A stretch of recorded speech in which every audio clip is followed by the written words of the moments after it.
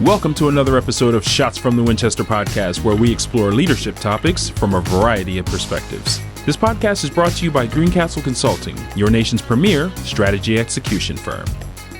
Jacob Wiley, welcome to the show. Thank you. Thanks for having me. Thanks so much. Yeah, for sure, man. We've been talking about getting on the show together anyway, so this is a great opportunity to get together. And it's for everyone outside there in the audience. Greencastle has a lot of people involved. We have a lot of people, a lot of staff, and it's a very hybrid environment. And so Jacob is one of the people that is remote, who works remote with Greencastle. And so we decided to have this conversation in a remote environment here through Teams. But I talked to you earlier in the week about some titles as far as things to talk about, and you chose the challenges of leading a multi-generational workforce. And what that looks like is how to manage and leverage the strengths of baby boomers, Gen X's, millennials, and Gen Z's in the workplace. I thought that was pretty sharp. I'm sure that's a subject matter that most people are really curious about, how to balance that whole generational gap between technology and some of the older legacy type of knowledge that people have when you think about boomers versus Gen Z all the way through, you know? No, most certainly. Yeah. What attracted you to that subject matter, by the way, before we jump in? So being myself in a company like this, I find myself leaning on a little bit of the younger side. Hmm. But even then, I look back at my past experiences while I was in the Air Force for 12 years.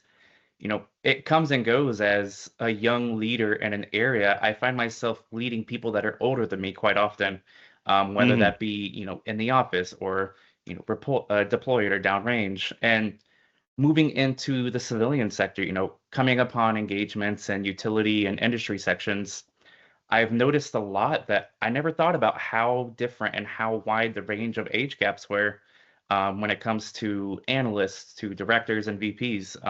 It was one of the things that was actually one of my interview questions back when I started in Greencastle back in 22, Hmm. was how would I be able to handle situations where someone older than me that I'm trying to kind of help manage or guide the right direction. And using my past experiences from the military was just something that it always came easy to me when, younger generations came with me and they come up to me with questions.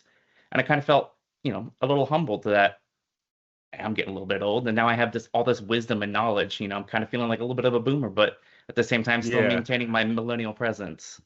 I grabbed this from ChatGPT. It says baby boomers were born from 1946 to 1964.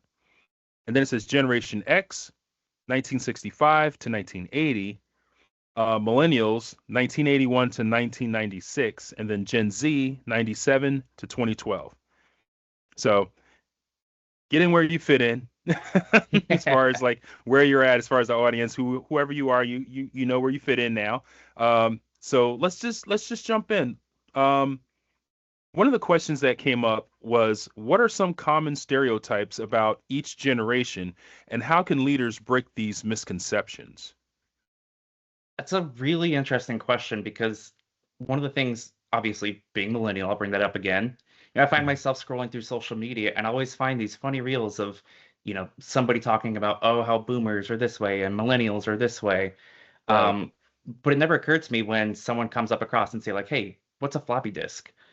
While just trying to save a file. It's Right. just kind of funny that somebody in a younger generation than myself is just not aware of that. But at the same time, we grew up with these different technologies and kind of workplace norms. Right. So it leads to be kind of funny, but sometimes it can be frustrating because you're sitting in a meeting and certain terminology and kind of the vocabulary isn't kind of expressed across each of those generations. So, Mhm. I think it's challenging, but also it could be something that's strengthening as well. And with baby boomers, especially, some of the common stereotypes are resistance to change, um, change like new technologies, being workaholics and having that work-life balance being a bit more prioritized, and struggling to adapt to modern trends. Would you agree with that? Absolutely. When you look Yeah. at their generation and what they grew up on, I recognize that they're original problem solvers. They didn't Yeah. have a cell phone at their hand readily available to research and answer. they adapted through typewriters to computers, and everybody Yeah. knows AOL and good old dial-up. So I still Yeah. have that little bit of ringing in my ear. I can't tell if it's tinnitus or if it's AOL dialing up right now. It's true. I remember that when you had your cell phone too close to the speaker, the computer speaker, you knew it was about to ring because it would just start ticking Yeah. through the speaker. And speaking of phones, like, millennials and Gen Z, some people, boomers and sometimes Gen X, but not always, they'll always sit here and think that we're kind of glued to our phones, but we'll also be the first ones to come up with a work smarter, not harder kind of situation in my eyes, but Yeah. that's not always the case every day. Where does Gen X, or I should say, where do Gen Z fit into this? Because they're a younger crowd coming into this workforce. You're standing next to somebody who's a baby boomer who's been doing this for quite some time, probably an executive at this point, and you have a Gen Z that's coming in. The way they communicate is different. The way they see problems and solve problems may be also very different. They may lean towards technology more so, while others may lean towards books and the Dewey Decimal System. So, what would be the crutch between those two, would you think?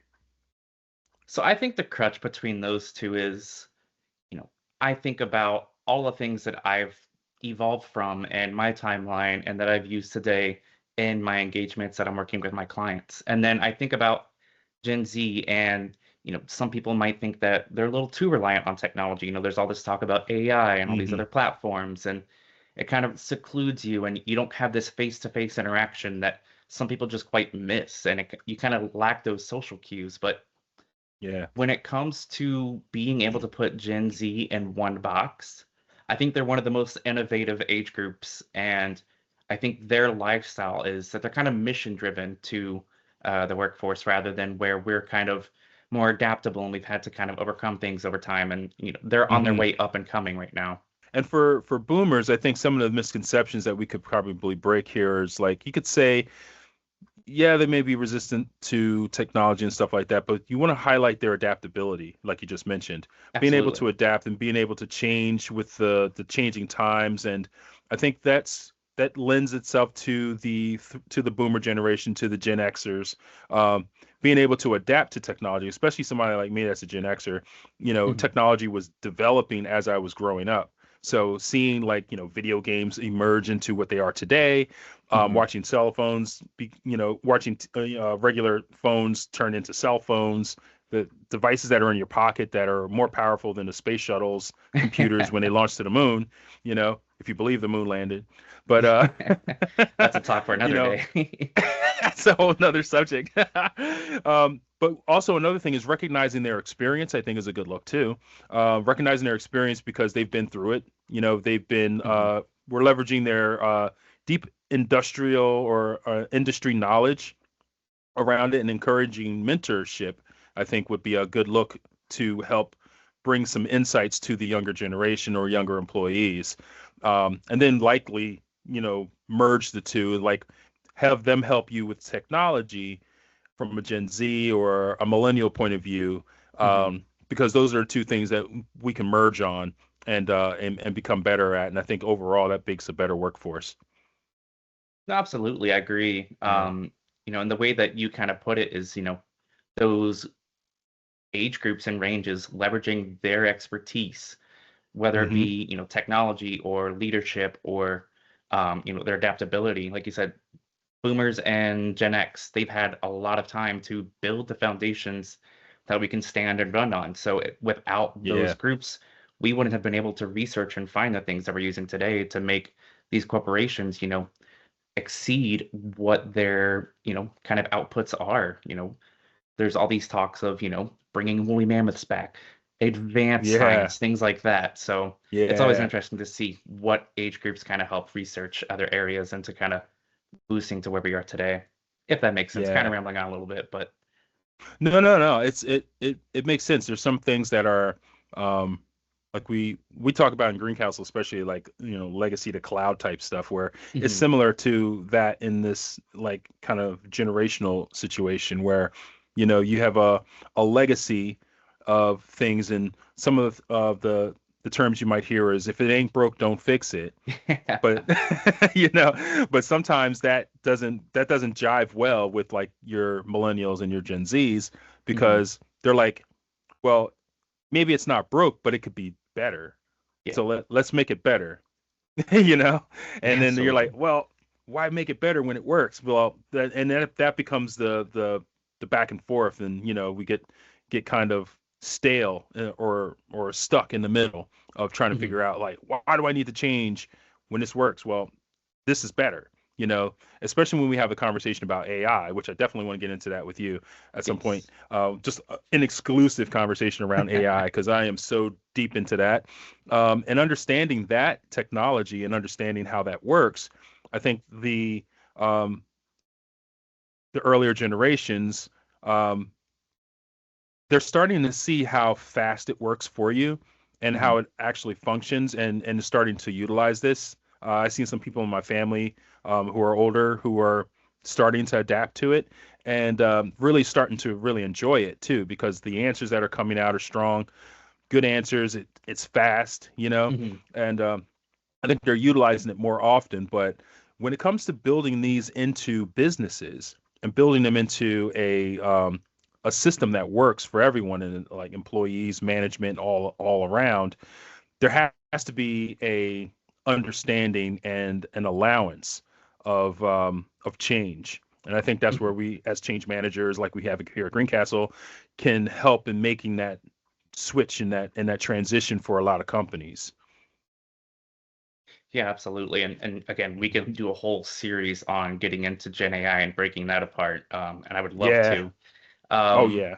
We're going but I mean, to. that just goes back to, looking at these groups. Sometimes people might look at it as limitations, but in reality, there's different motivators for each generation of people that are looking Yeah. to use technology for their better purposes. Um, Yeah.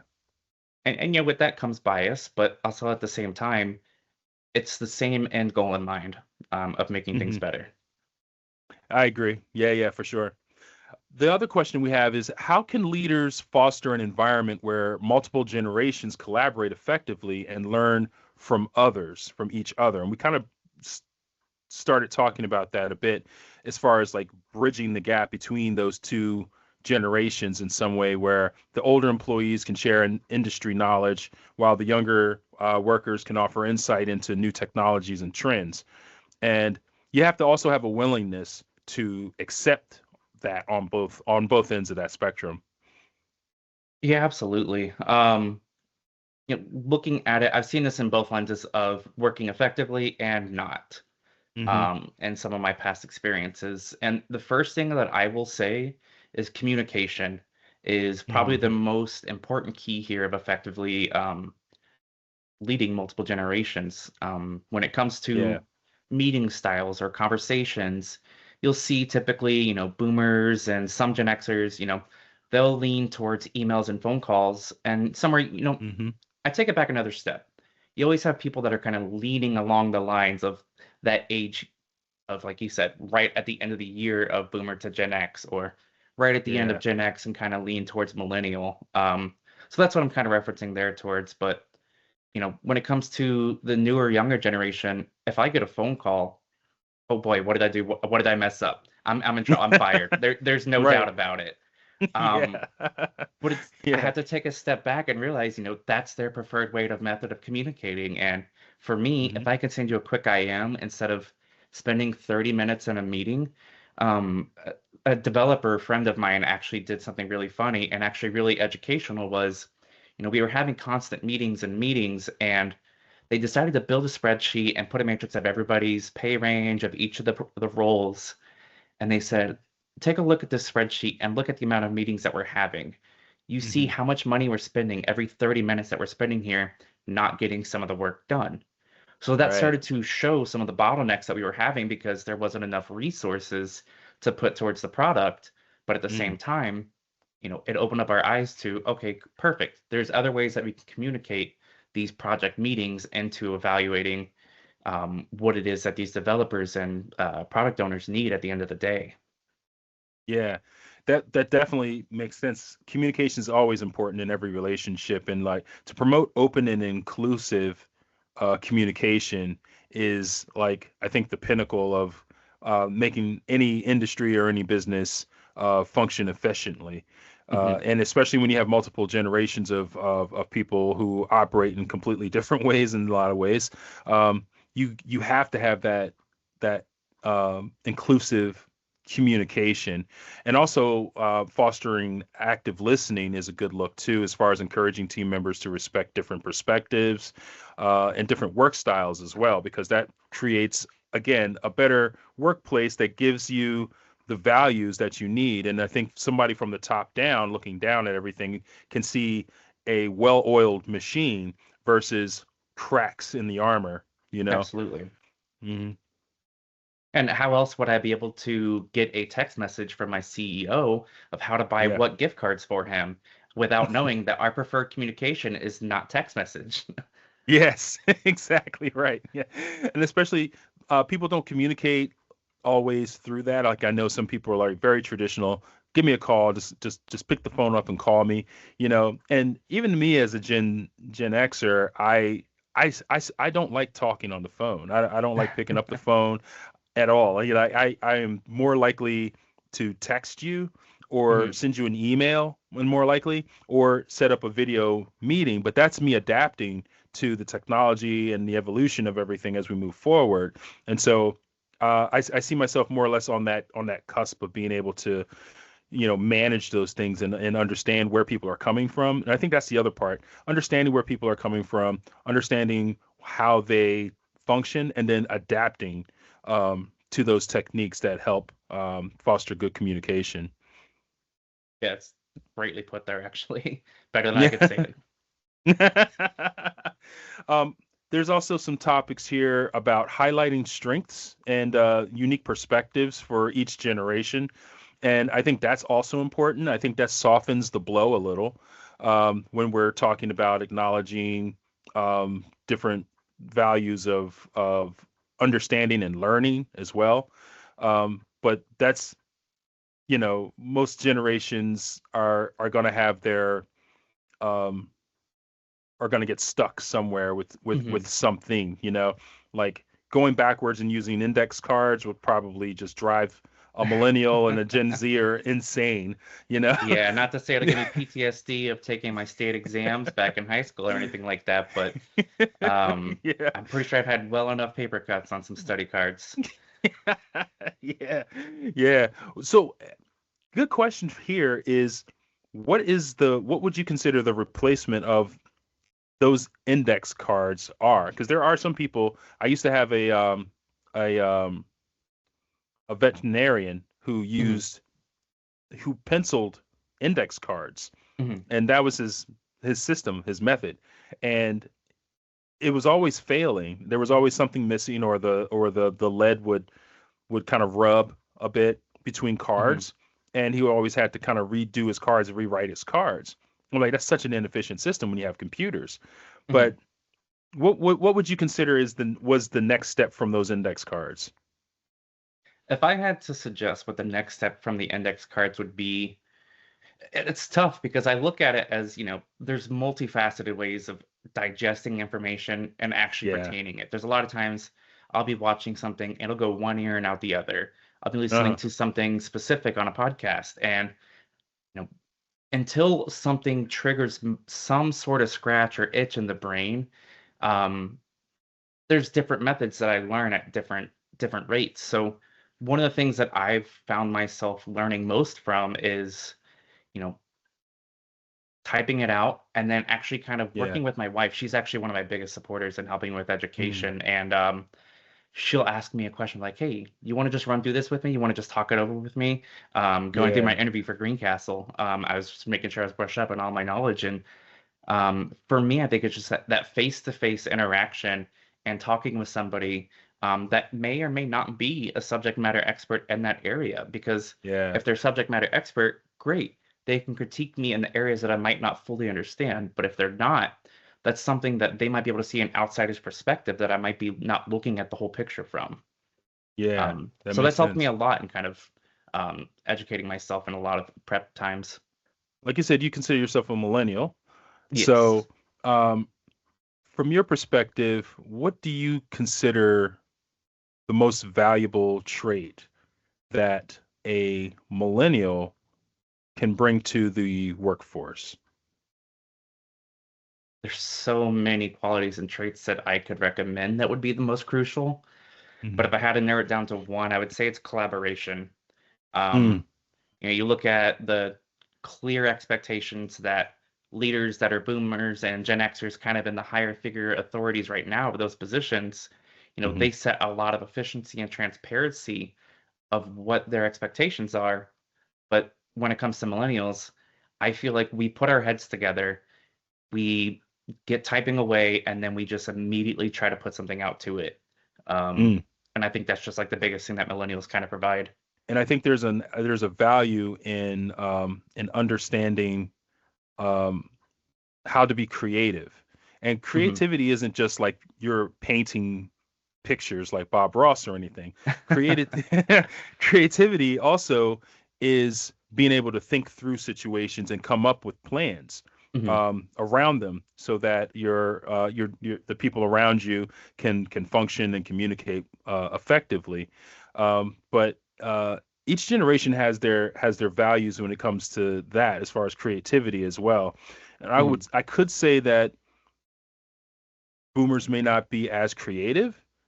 You Hmm. can yell at me in the comments later about this, but maybe they may not be as or thought to be as creative, I should say. Let me fix that. Thought to Hmm. be as creative. I do believe that boomers do have that creative niche, but I think that when it comes down to it, Gen X is, or mm, I think Gen X is kind of in the same boat with the boomers to that extent, but I think we're a little bit more creative moving out into technology since we were growing up into and evolving through technology. And I think that Hmm. makes us a little bit different. But millennials and Gen Z are all about that creativity. And I think the creativity shows through tremendously when you look at all the things that are being built now. You have like Boston Dynamics. You have these robots Hmm. walking around. They're like doing flips now, and and everybody thinks that this is just developed like in the last 10 years. They've been Oh doing this no, for 20, 30 years building these robots, you absolutely. know. But like if you think about that, you're talking about generations just there in creativity. So you're going from Gen X's starting that to millennials Hmm. to now Gen Z are implementing the technology for these things to think.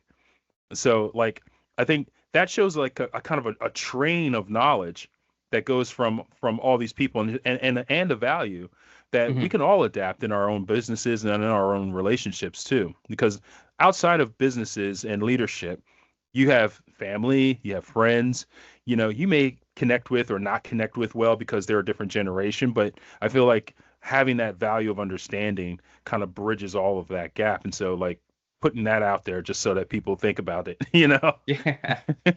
But one thing that Yeah, you yeah. mentioned that I thought was interesting was, for boomers to, mm, I can't remember exactly how you phrased it, but it made me think about that phrase of, they're not as creative as they were thought to be.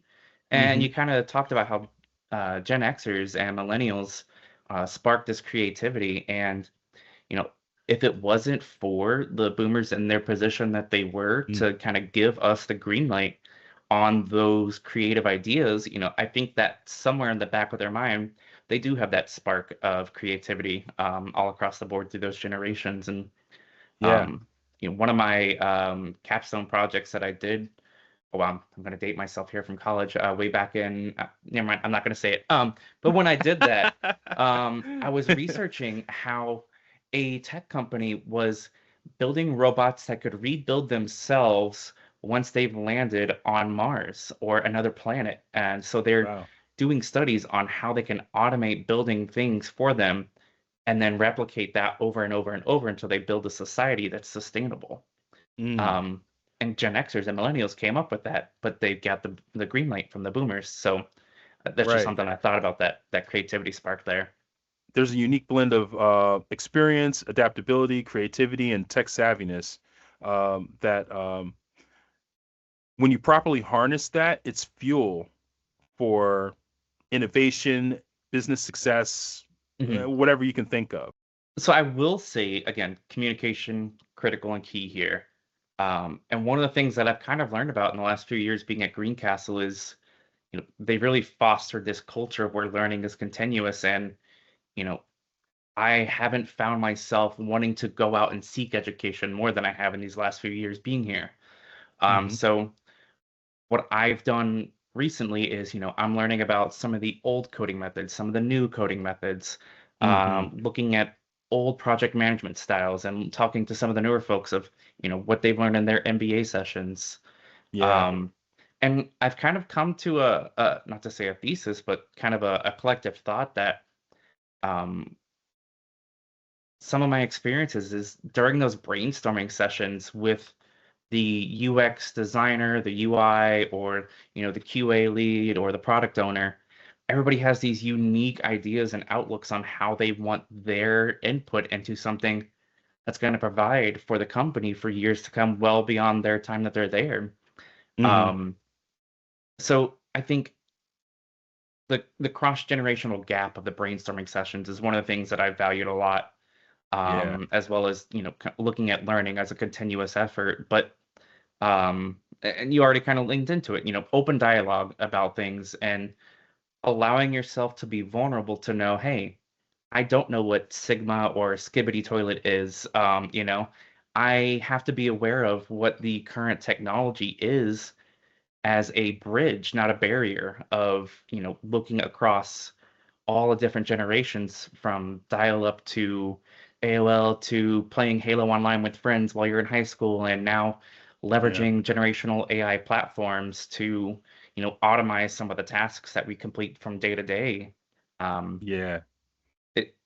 I love it, and that's why one of the reasons that I picked this topic or kind of wanted to talk with this topic with you about it is because it sparks my interest, and I love being able to teach and give this kind of knowledge back to others. Okay, let's put a baby boomer next to a Gen Zer. What trait or quality does a baby boomer have that they wish that they could imbue into a Gen Zer?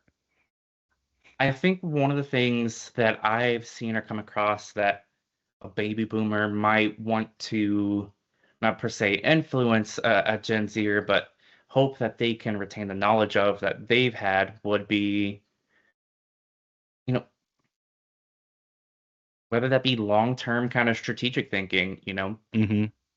the people that are leading companies today now that are boomers and Gen Xers, they started just exactly where we are. Um, Yeah. they also had a long-term goal or envision themselves, living some sort of dream out to the end. And whether Yeah. that be something that's providing to benefit the world or, looking at like renewable energy and, attaching your name to that and trying to, support that kind of system that goes out to the world. I think that's something I think that boomers would want Gen Zers to kind of hold on to is, it's Hmm. great that we have all this rapid technology developing today, but think about 20 years from now, 30 years from now. What Yeah. do we want to do now that'll envelop and kind of influence where we want to be with technology or in just the world in general? Yeah. I want to ride on that skateboard like Marty McFly. Same. I would love that.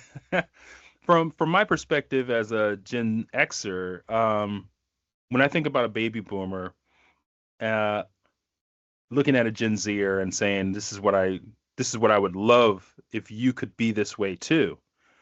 I think of work ethics.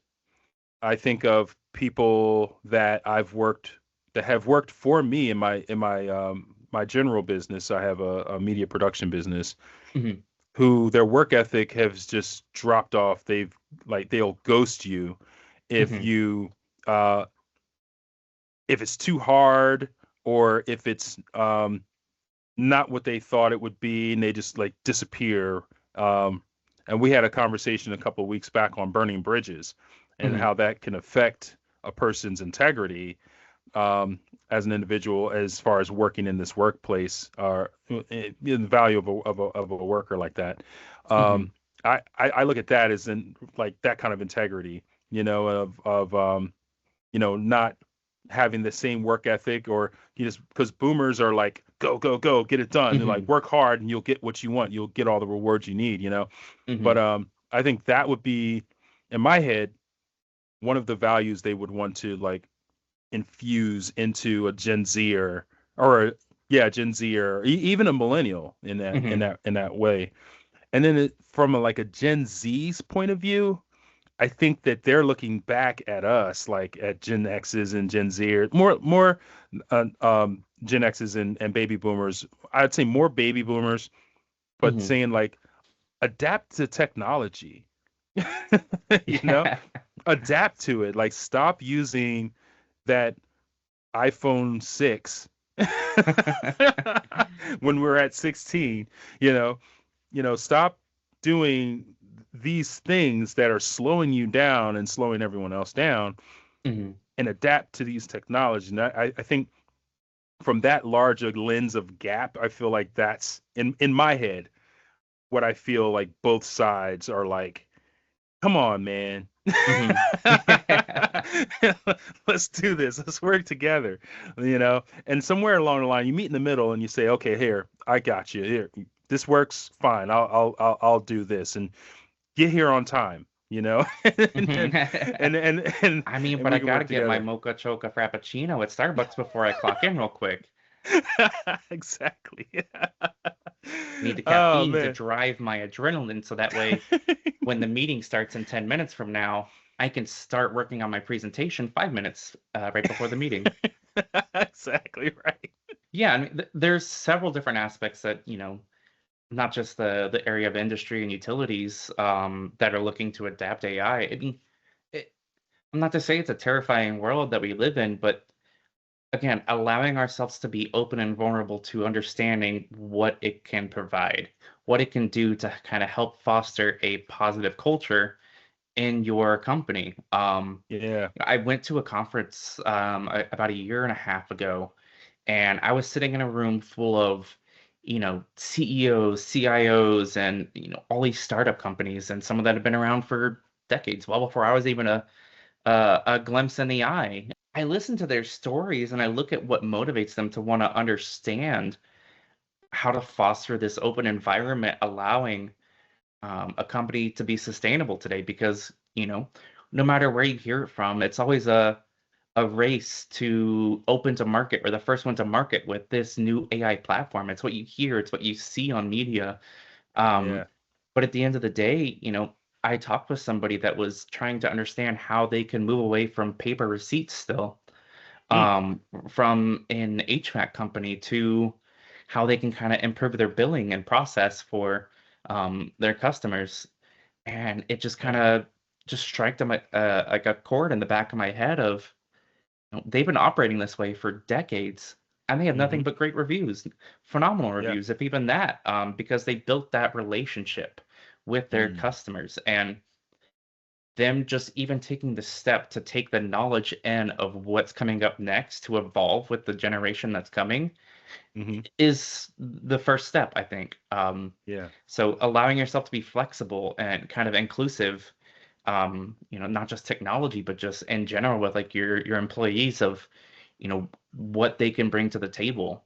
And that's something that I try to foster with myself when I'm leading a meeting or I'm trying to capture requirements, because everyone sees the world in their own different lens, and Yeah. trying to match the same lens of someone else that you're working with is next to near impossible. But trying Yeah. to meet eye level is something that I think that we can try to work on together. That is so true. And some final thoughts here as we kind of close this down. Future proofing your company culture is an important thing, especially if you are building a legacy of some sort and you've got companies that have been around for 100 or more years Hmm. that seem to have a good handle on this to some extent, or at least are evolving in ways. A sustainable company culture isn't just about keeping up with trends. It's about fostering adaptability, collaboration, and shared values that remain relevant with each generation that are entering the workforce. And so, by Hmm. honoring, experiencing, embracing innovation, and creating an inclusive environment, which I also think is important, making sure that people aren't being bullied because you're younger, or there's this whole thing about being ageist, you know, Hmm. like, oh, you're younger than me, so you don't have this experience. So, like pull your pants up, kid, kind of thing. You know, Yeah. you don't want that because that pushes people out. It makes people feel um, um, not a part of the team. And Hmm. so you want to bring all that knowledge and all that stuff into your organization and respect it all in its space. Um, but by doing this, you can build a culture that evolves naturally with each new generation. And so when the Gen Zers are in the boomers place and we Hmm. got like four new generations ahead of them, you Oh, know, I'm not ready to think that far yet. neither am I, because my kid right now, she's like 3 months. So I'm already thinking about like, what those arguments are going to look like. Like Hmm. right now it's just like, the casual argument now is just like, when is my kid going to have a cell phone? Do I literally have to think about when is my kid going to want a brain chip? That's bananas to me. It is, you know, and it's the you world know, we live in. it is. It really is.